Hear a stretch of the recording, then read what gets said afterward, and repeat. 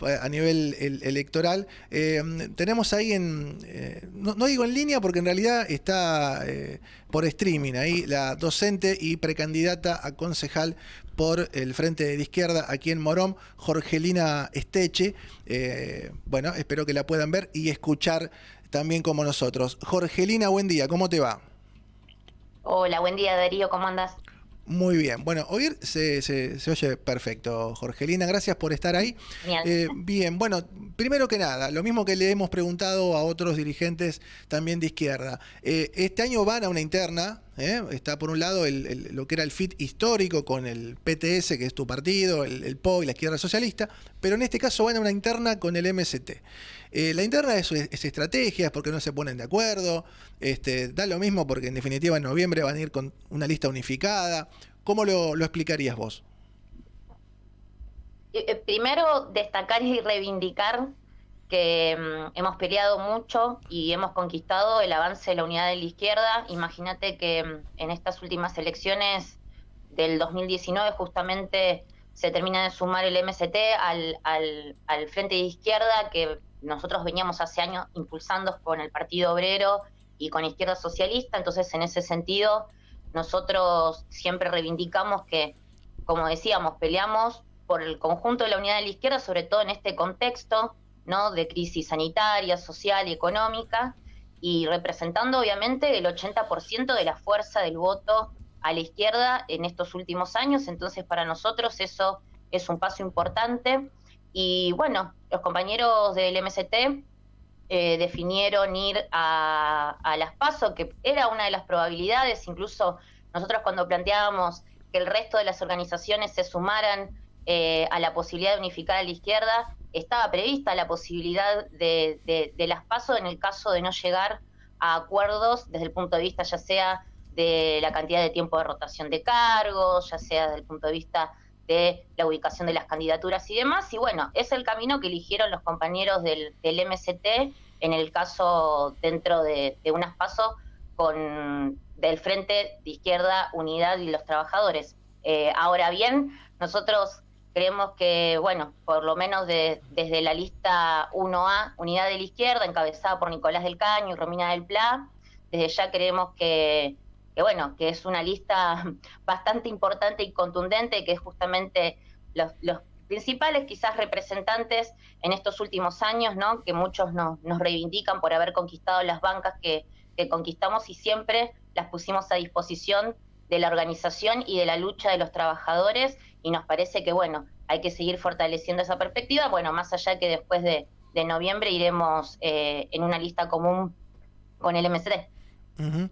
Eh, este año es un año, evidentemente, estamos atravesando o saliendo para algunos de una crisis, ¿no? Que ya veníamos mal y obviamente la pandemia y la cuarentena empeoraron todo.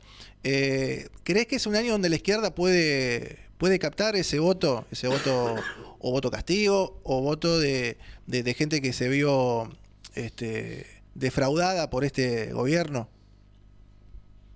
Sí, yo creo que sí, que está la pelea política abierta, nos llega permanentemente las voces de trabajadores, de jóvenes, que justamente nos plantean que no votaron al gobierno para todo esto, de alguna forma lo votaron contra, ¿no? Es un voto contra Macri y el ajuste que llevó adelante el gobierno de Cambiemos, pero claramente Alberto Fernández asumió con un discurso de campaña que no es verdaderamente la práctica que se llevó adelante, ¿no? Él había dicho, bueno, si tengo que elegir entre los bancos y los jubilados, elijo a los jubilados, bueno, ¿no? Si entre los empresarios y los trabajadores, los trabajadores, pero lo que se nota claramente, casi ya a 2 años del contexto de pandemia, es que el gobierno ha tomado opciones políticas. Yo el otro día justamente escribimos una nota con Florencia Toledo, que es una de las candidatas que también va en nuestra lista acá en Morón y que es docente precarizada.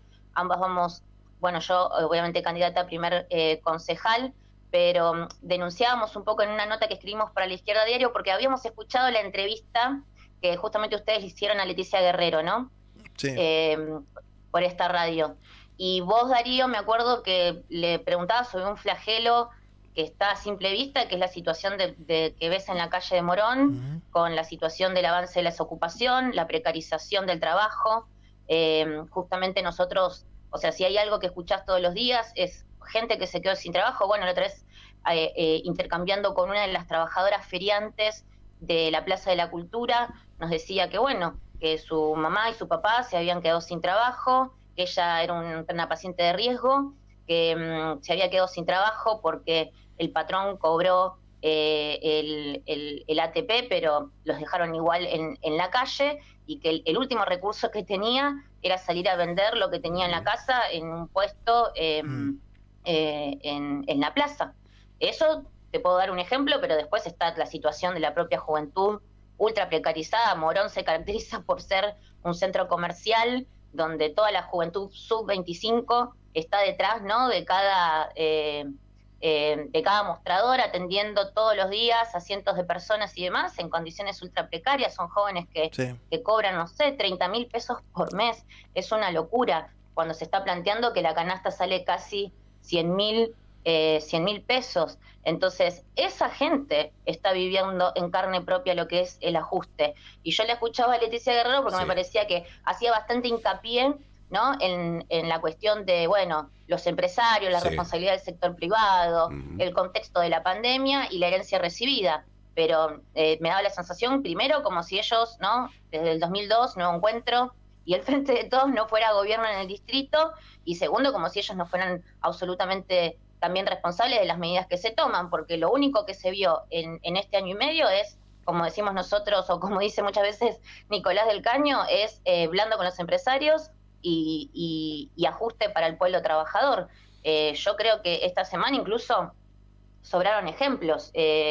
Yo veía el discurso de Toyota contra la juventud, que es uno de los sectores de la juventud, y las mujeres somos los que más sufrimos el avance de la desocupación, la precarización, el trabajo en negro. Sí, bueno, Jorgelina, ¿qué posición? Porque ayer te medio que se dio vuelta sobre la marcha la posición del gobierno, que al principio difundió, porque te das cuenta, ¿no?, también la mecánica cuando es difundamos o cuestionemos. Bueno, ayer Telam, por caso, empezó a difundir el mensaje de la UIA diciendo se tienen que vacunar porque si no, así no se puede seguir trabajando. Cuando empezaron a ver que empezaban los cuestionamientos por haber dicho o insinuado que no, si no se vacunaba no había que pagarle, bueno, ahí comenzaron las críticas, ¿no?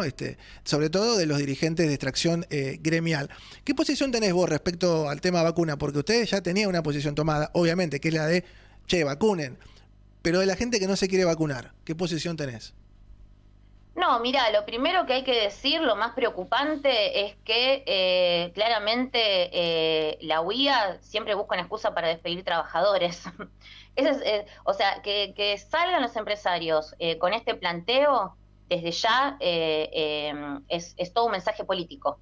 Por eso yo te mencionaba también anteriormente lo de Toyota, porque fue una fake news, de la cual después se agarra el gobierno, ¿no? Porque dice, tenemos 200 puestos de trabajo, pero no tenemos jóvenes que tengan el título secundario, lo cual es una mentira absoluta, porque si hay alguien que sale a buscar trabajo hoy en día, es la juventud a la que la obligan a los peores trabajos y a las peores condiciones laborales. Y no solo eso, o sea, el problema es que después el gobierno salió a decir que iba a beneficiar a Toyota, ¿sí?, con algunas medidas para que ellos no pagaran, o sea, exceptuarlos de determinados impuestos y demás. O sea, una empresa que la levanta en pala. Entonces, eso es el primer alerta para el conjunto de los trabajadores, ¿no?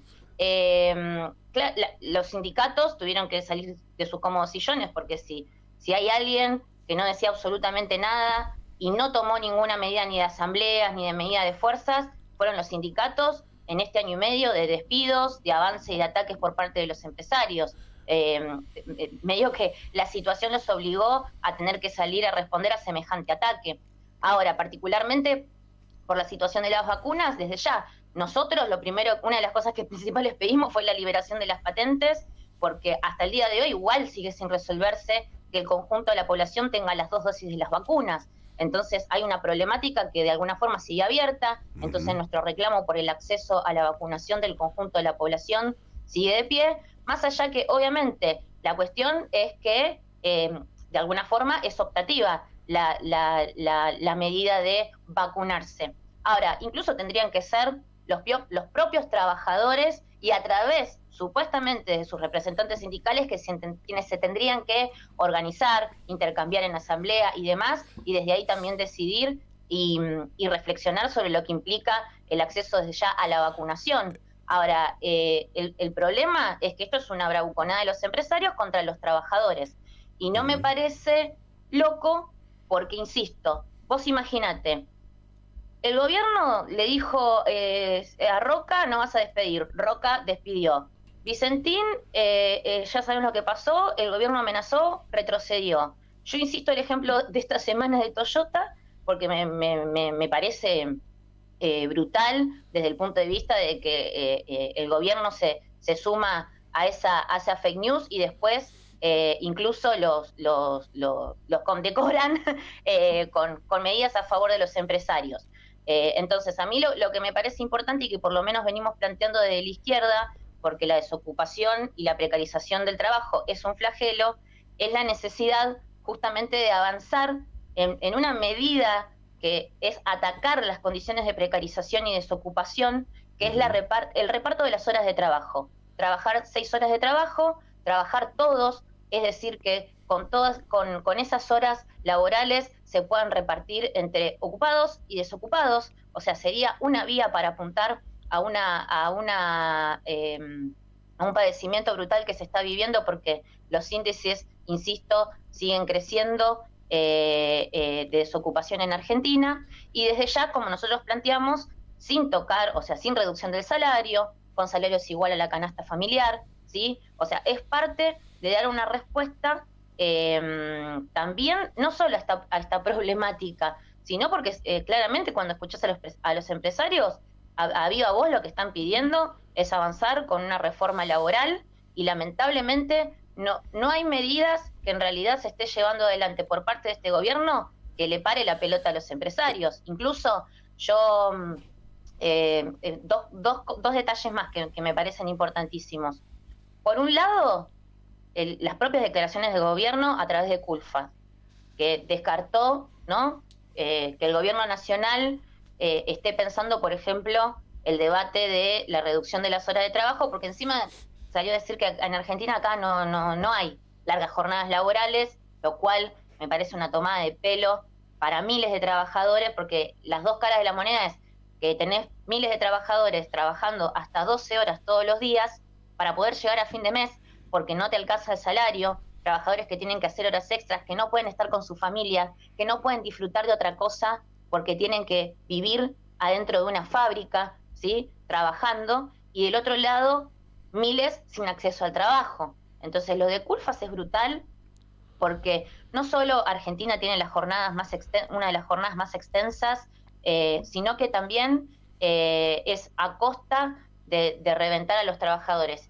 Y acá planteo otro debate, porque me parece importante, ¿no?, por las campañas demagógicas de los propios sindicatos, que sabemos que están recontra arrodillados al gobierno.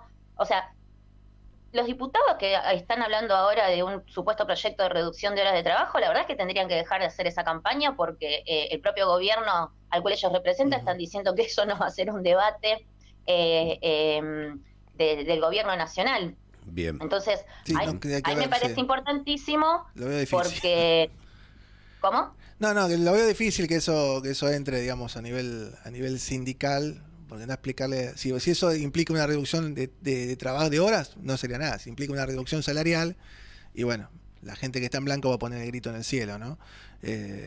No, perdón, Darío, porque me parece importante. La clave es no reducir los salarios, insisto, por lo menos nosotros de la izquierda, es no tocar los salarios. Sí, ya con el solo hecho de que se está mencionando reducir las horas de trabajo, los empresarios pusieron el grito en el cielo.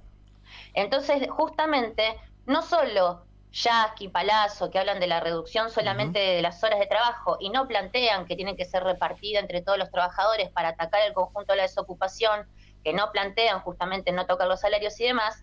La otra cuestión es cómo conquistarlo, ¿sí? Porque ellos dirigen los sindicatos. Entonces ellos no tienen tampoco la disposición a convocar a la movilización y a la organización para poder lograr esa medida. ¿Sí? Bien. Si quisieran lo entonces, la harían, única sí, forma sin es con duda. la organización y la lucha. Bien, profesora de Historia. historia, ¿no? Mirá, qué interesante. Jorgelina, te agradecemos la comunicación, se nos acaba el programa, pero seguramente nos volveremos a encontrar en otro momento, ¿sí? Bueno, solo mencionar que este sábado a las 14 horas viene Nicolás del Caño a la Plaza San Martín, justamente para que todos los trabajadores, la juventud, va a haber una asamblea de la juventud, puedan traer todas sus demandas, sus voces, sus propuestas, para conquistar que obviamente en esta campaña electoral la izquierda sea tercera fuerza a nivel nacional, que es importante porque nuestras bancas están al servicio de la organización y la lucha, y me parece que es importante que todos se acerquen el sábado los que puedan. Bien, Gracias, Jorgelina, que tengas un buen día. buen día. Gracias a ustedes. Hasta luego. Bien, teníamos igual ahí en las redes sociales compartido justamente el banner de la convocatoria, porque Bien. están obviamente en plena campaña.